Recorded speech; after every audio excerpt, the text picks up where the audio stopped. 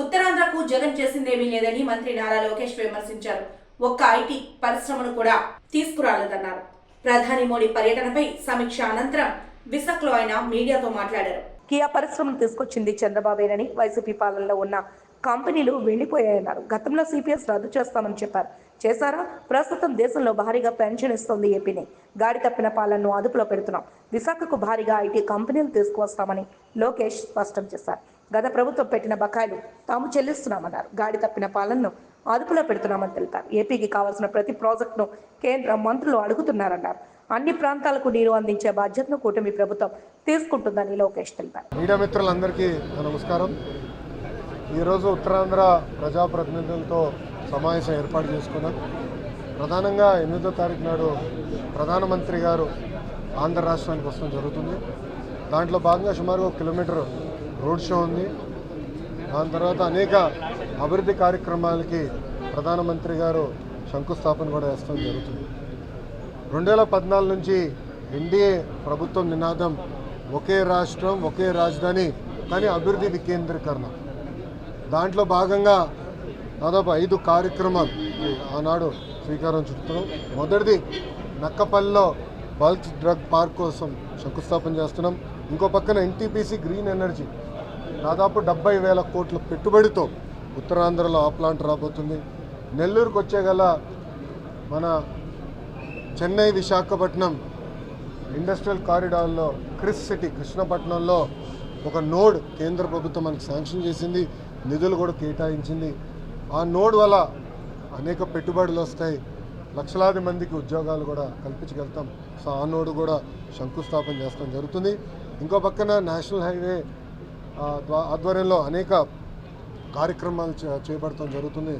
దాంట్లో కొత్త ప్రాజెక్టులు సుమారుగా 5,000 కోట్ల రూపాయలు ఖర్చు పెట్టి కొత్త ప్రాజెక్టులు చేస్తున్నాం. ఆల్రెడీ పూర్తయిన ప్రాజెక్టులు అంటే దాదాపు 3,900 కోట్ల రూపాయలు ఖర్చు పెట్టి పూర్తయిన ప్రాజెక్ట్స్ కూడా ఇనాగరేషన్ గౌరవ ప్రధానమంత్రి గారు చేస్తారు. ఇంకోటి మనందరి కళ రైల్వే జోన్ రావాలి, జోనల్ హెడ్ క్వార్టర్స్ విశాఖపట్నంలో ఉండాలనేది ఉత్తరాంధ్ర ప్రజల కళ. గత ప్రభుత్వం కనీసం భూమి కూడా కేటాయించలేదు, దానివల్ల జోన్ కూడా ఆలస్యమైంది. ఇప్పుడు భూమి మన ప్రభుత్వం కేటాయించింది. భవనాని కోసం హెడ్ క్వార్టర్స్ ఏర్పాటు చేసేదానికి కూడా గౌరవ ప్రధానమంత్రి గారు శంకుస్థాపన వేయడం జరుగుతుంది. ఇంతేకాకుండా పలు కార్యక్రమాలు రైల్వే సంబంధించిన అనేక అభివృద్ధి కార్యక్రమాలు కూడా గౌరవ ప్రధానమంత్రి గారు శంకుస్థాపన వేయడం జరుగుతుంది. అంటే దాదాపు 5 డిఫరెంట్ కార్యక్రమాలకి గౌరవ ప్రధానమంత్రి గారు శంకుస్థాపన వేయడం జరుగుతుంది. మీరు చూస్తే నేను చెప్పిన దాంట్లో కేవలం ఉత్తరాంధ్రకే కాదు, లేదంటే దక్షిణాంధ్రకే కాదు, అన్ని ప్రాంతాలకి సమానంగా పనులు చేయాలి, అన్ని ప్రాంతాలు సమగ్ర అభివృద్ధి చెందాల ఆలోచనతోనే ఎన్డీఏ ప్రభుత్వం నాడు నేడు ఎప్పుడు పనిచేస్తుంది. ఈ రోడ్ షోని బహిరంగ సభని ప్రజలందరూ జయప్రదం చేయవలసిందిగా కోరుతున్నాం. గతంలో ఎన్డీఏలో ఉన్న పార్టీలందరూ ప్రతిపక్షంలో ఉన్నప్పుడు చిలకలూరుపేటలో బహిరంగ సభ ఏర్పాటు చేసి అది బంపర్ సక్సెస్ అయింది. అంతేకాకుండా విజయవాడలో గౌరవ ప్రధానమంత్రి గారి కోసం ఇటుపక్క ముఖ్యమంత్రి గారు ఇంకో పక్కన పవన్ అన్న కలిసి రోడ్ షో చేశారు, అది కూడా భారీ సక్సెస్ అయింది. దానికి డబుల్ సక్సెస్ చేయాలన్న కృషితో అందరం పనిచేస్తున్నాం, చేయాలని తప్పంతో మేము ఉన్నాం. అందరం కృషి చేస్తామని వాళ్ళందరూ తెలుపుకుంటూ ప్రజలు కూడా స్వచ్ఛందంగా రండి, ప్రధానమంత్రి గారికి అండగా మనం నిలబడదాం. ఎందుకంటే గత బడ్జెట్లో కూడా ఆంధ్ర రాష్ట్రానికి ప్రత్యేక కేటాయింపు ఎన్డీఏ ప్రభుత్వం చేసింది. ముందు ఇంకా చాలా మనం కూడా అనేక కార్యక్రమాలు చేసుకోవాల్సిన అవసరం ఉంది. దారి తప్పిన రాష్ట్రాన్ని సరైన దారిలో పెట్టాల్సిన బాధ్యత మనందరిపైన ఉంది. ఇప్పటికీ చాలా అప్పుల పాలైపోయాం. గత ప్రభుత్వం చేసిన అప్పులు వడ్డీ కట్టేదానికే చాలా ఇబ్బందులు ఎదుర్కొంటున్నాం. కేంద్ర ప్రభుత్వం సహకారం చాలా చాలా అవసరం.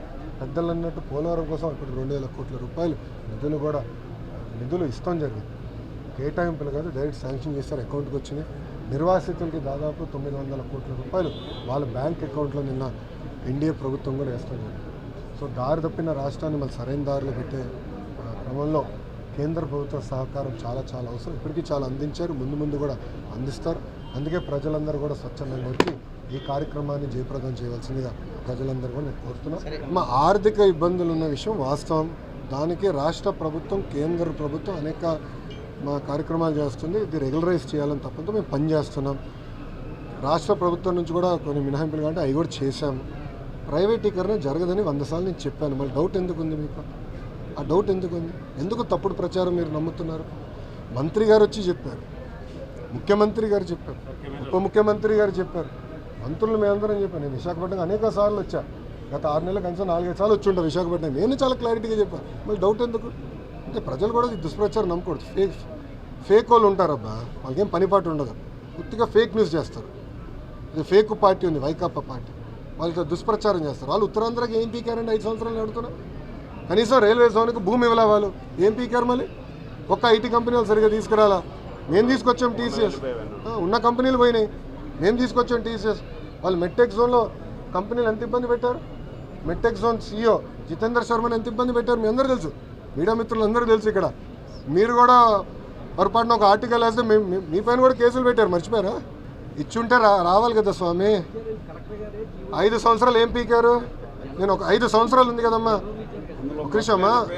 సాక్షి ప్రభుత్వం అంటే వైకాపా, సాక్షి వైకాపా, మీ ప్రభుత్వ అధికారంలో ఉన్న 5 సంవత్సరాల్లో ఒక ఋషికొండ ప్యాలెస్ తప్ప, అంటే ఒక్క వ్యక్తి బతికేదానికి 700 కోట్ల రూపాయలు ఖర్చు పెట్టారు తప్ప ఉత్తరాంధ్రకి చేసింది ఏంటి? Straight question. డేటా సెంటర్ ఆ రోజు నేను వెనుకబడి తీసుకొచ్చా, మీరు పక్క రాష్ట్రాన్ని తరిమేశారు. అది మహారాష్ట్రకి వెళ్ళింది, అది లూలు తరిమేశారు. ఇట్లా ఐటీ కంపెనీలు HSBC మూతపడింది మీ ప్రభుత్వ హయాంలో. మేము వెళ్ళి నేను బతిమలాడి చంద్ర సార్ని ఒప్పించి TCS తీసుకొచ్చా. 10,000 మంది సెంటర్, 2,000 మందికి 2 నెలల్లో రిబ్బన్ కట్టింగ్ ఉంది. మళ్ళీ సెంటర్ కూడా భూమి మేము ఎతికాం. ఇప్పుడు NTPC గ్రీన్ ఎనర్జీ, మళ్ళీ మీరు ఏం చేశారు? 5 సంవత్సరాలు ఏం చేయాల, పట్టించుకోవాలా. రైల్వే జోన్ మీరు పట్టించుకోవాలా. 5 సంవత్సరాలు ఎందుకు చేయలేదు? ఆనాడు చేసి ఉండొచ్చు కదా, ప్రధానమంత్రి గారు పిలిచి శంకుస్థాపన చేసి ఉండొచ్చు కదా. ఇది ఎట్టుందంటే మీది చాలా ఎందుకుంటుందబ్బా మీ పార్టీ. కియా ఫ్యాక్టరీ తీసుకొచ్చింది చంద్రబాబు నాయుడు గారు. మళ్ళీ ఎప్పుడో రాజశేఖర రెడ్డి గారు ఒక ఈమెయిల్ పెట్టారు. ఈ జగన్మోహన్ రెడ్డి గారికి ఆత్మలతో మాడటం బాగా ఇష్టం అబ్బా. రాజశేఖర రెడ్డి గారు ఆత్మతో మాడినట్టున్నాడు. అప్పుడు ఎప్పుడో రాజశేఖర రెడ్డి గారు కియాకి ఏదో ఈమెయిల్ పెట్టారు, అది పట్టుకొచ్చి దానివల్ల కియా వచ్చిందంటారు. ఏం చెప్పాలి స్వామి? మళ్ళీ TCS కూడా మీరే క్రెడిట్ తీసుకుని ట్రై చేస్తారు. ఏం చెప్పాలి స్వామి ఇది? మళ్ళీ 5 సంవత్సరాలు ఎందుకు తీసుకురాలా కంపెనీలు? ఉత్తరాంధ్రకు మీకు ఎందుకు తీసుకెళ్ళి? మేము తీసుకొచ్చాం. ఇప్పుడు మెడికల్ డివైసెస్ AMT సైడ్ ఎవరు తీసుకొచ్చారు? ఎన్డీఏ ప్రభుత్వం. TCS ఎవరు తీసుకొచ్చారు? ఎన్డీఏ ప్రభుత్వం. లూలు పెట్టుబడులు ఎవరు తీసుకొచ్చారు? ఎన్డీఏ ప్రభుత్వం. ఆనాడు హుదూద్ జరిగితే యుద్ధ ప్రాతిపదికంగా పనిచేసి నార్మల్సీ రెస్టోర్ చేసింది ఎవరు? ఎన్డీఏ ప్రభుత్వం.